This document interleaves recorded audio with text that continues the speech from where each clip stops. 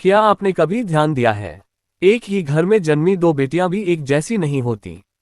एक बचपन से ही बहुत शांत होती है, दूसरी निडर और साहसी। एक को पढ़ाई से प्रेम होता है, दूसरी दूसरों की मदद करने में आनंद महसूस करती है। कोई घर में हंसी का कारण बनती है, तो कोई पूरे परिवार को एक सूत्र में बांधे रखती है। ऐसा क्यों? क्या ये केवल स्वभाव का अंतर है, या फिर इसके पीछे कोई गहरा आध्यात्मिक रहस्य छिपा है?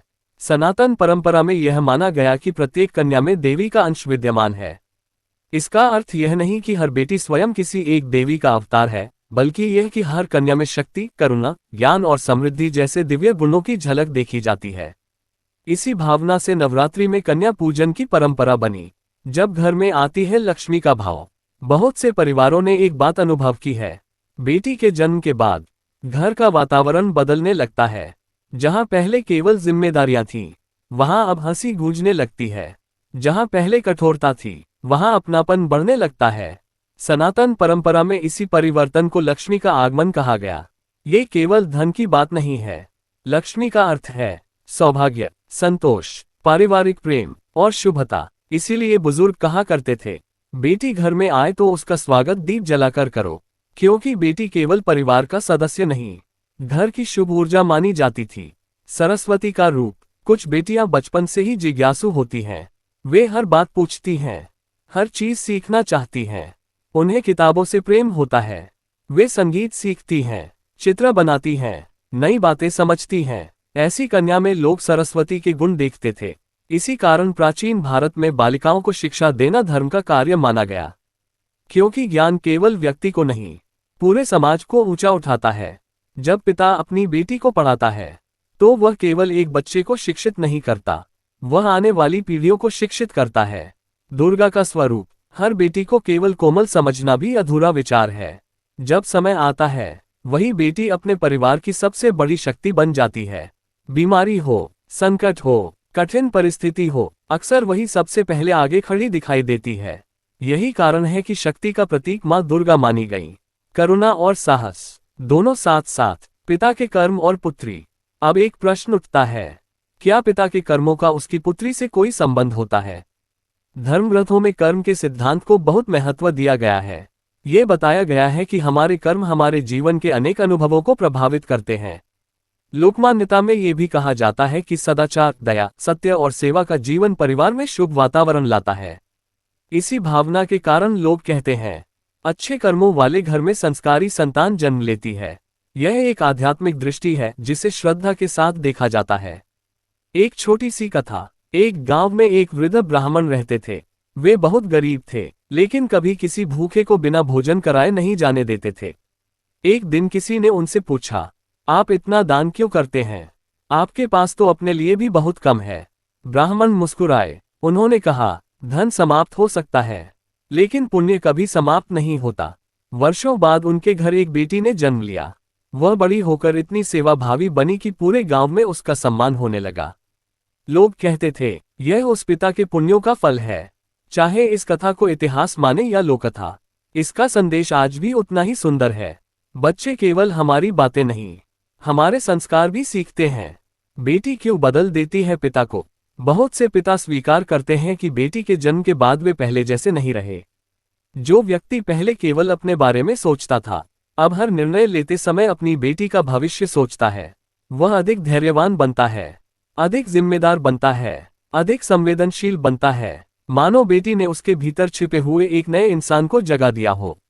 शायद इसी कारण कहा गया, कभी कभी ईश्वर बेटी को केवल पिता की गोद भरने के लिए नहीं, बल्कि उसके हृदय को बदलने के लिए भेजते हैं। लेकिन क्या कारण है कि कई पुराणों में कन्यादान को महादान कहा गया? क्या वास्तव में कन्यादान का अर्थ केवल विवाह में बेटी को विदा करना है, या इसके पीछे एक ऐसा आध्यात्मिक रहस्य छिपा है जिसे आज बहुत कम लोग जानते हैं? अगले भाग में हम इसी विषय को विस्तार से समझेंगे। जब किसी बेटी की विदाई होती है, तो सबसे अधिक आंसू किसकी आंखों में होते हैं, माँ की या पिता की? बहुत लोग कहेंगे माँ की, लेकिन जिन्होंने किसी पिता का चेहरा बेटी की विदाई के समय ध्यान से देखा है, वे जानते हैं उस समय पिता के भीतर एक ऐसा तूफान चलता है जिसे शब्दों में व्यक्त करना आसान नहीं। वह बाहर से मुस्कुराता है ताकि उसकी बेटी डर न जाए, लेकिन भीतर से उसका हृदय टूट रहा होता है। यही कारण है कि भारतीय संस्कृति में बेटी की विदाई को केवल एक सामाजिक परंपरा नहीं, बल्कि एक आध्यात्मिक परीक्षा माना गया है। कन्यादान का अर्थ क्या है? आज बहुत से लोग कन्यादान शब्द का अर्थ केवल बेटी का दान समझ लेते हैं, लेकिन सनातन परंपरा में इसका भाव कहीं अधिक गहरा है। विवाह में पिता अपनी बेटी का सम्मानपूर्वक हाथ उस व्यक्ति को सौंपता है जो जीवन भर उसके सुख दुख का साथी बनने का वचन देता है। ये किसी वस्तु का दान नहीं, बल्कि एक जिम्मेदारी का पवित्र हस्तांतरण है। इसलिए विवाह के मंत्र केवल दो लोगों को नहीं, दो परिवारों को भी जोड़ते हैं। पिता का सबसे कठिन क्षण। कल्पना कीजिए, जिस बच्ची ने पहली बार पापा कहना सीखा, जिसकी उंगली पकड़कर पिता ने उसे चलना सिखाया, जिसे कंधों पर बैठाकर मेले दिखाए, जिसकी हर छोटी इच्छा पूरी करने के लिए दिन रात मेहनत की। आज वही बेटी नई यात्रा पर निकल रही है। उस समय पिता के मन में एक ही प्रार्थना होती है, हे प्रभु, मेरी बेटी को जीवन में कभी दुख मत देना। यदि दुख देना भी पड़े तो पहले मुझे देना। यही निस्वार्थ प्रेम पिता को महान बनाता है। एक मार्मिक कथा। एक वृद्ध व्यक्ति से किसी ने पूछा, आपकी सबसे कीमती संपत्ति क्या है? लोगों को लगा वह अपनी जमीन का नाम लेंगे या अपने घर का, लेकिन उन्होंने अपनी जेब से एक पुरानी रिबन निकाली। लोग हैरान रह गए। उन्होंने मुस्कुराकर कहा, यह मेरी बेटी के बालों की रिबन है। जब वह छोटी थी तो रोज यही बांधकर स्कूल जाती थी।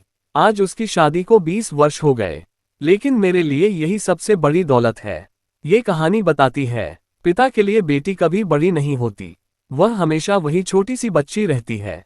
बेटी केवल एक घर नहीं बसाती, एक पुत्र अपने परिवार को आगे बढ़ाता है, लेकिन एक पुत्री दो परिवारों के बीच प्रेम का पुल बनती है।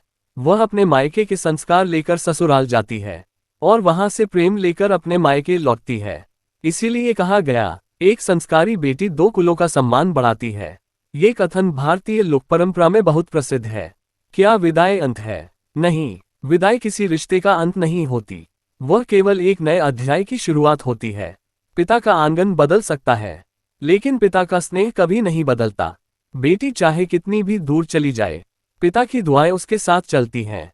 शायद इसी कारण बहुत सी बेटियां कठिन समय में सबसे पहले अपने पिता को याद करती हैं, क्योंकि उन्हें पता होता है दुनिया बदल सकती है, लेकिन पिता का विश्वास नहीं बदलता।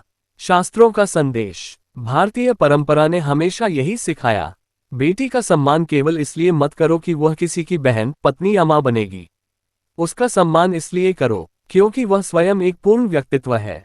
उसे शिक्षा दो, उसे आत्मविश्वास दो, उसे अपने निर्णय लेने की शक्ति दो। यही उसके प्रति सच्चा सम्मान है।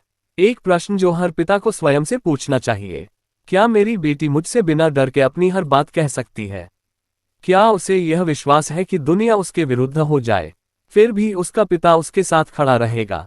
यदि उत्तर हाँ है, तो समझिए आपने केवल एक बेटी का पालन पोषण नहीं किया, बल्कि उसके जीवन की सबसे मजबूत नींव तैयार की है। लेकिन क्या सचमुच बेटी के आने से घर का भाग्य बदल जाता है? क्यों कई परिवार कहते हैं कि बेटी के जन्म के बाद उनके जीवन में सुख, शांति और समृद्धि बढ़ी? क्या ये केवल भावना है, या इसके पीछे धर्म और जीवन का कोई गहरा संदेश छिपा है? इसी रहस्य को हम अगले भाग में विस्तार से समझेंगे।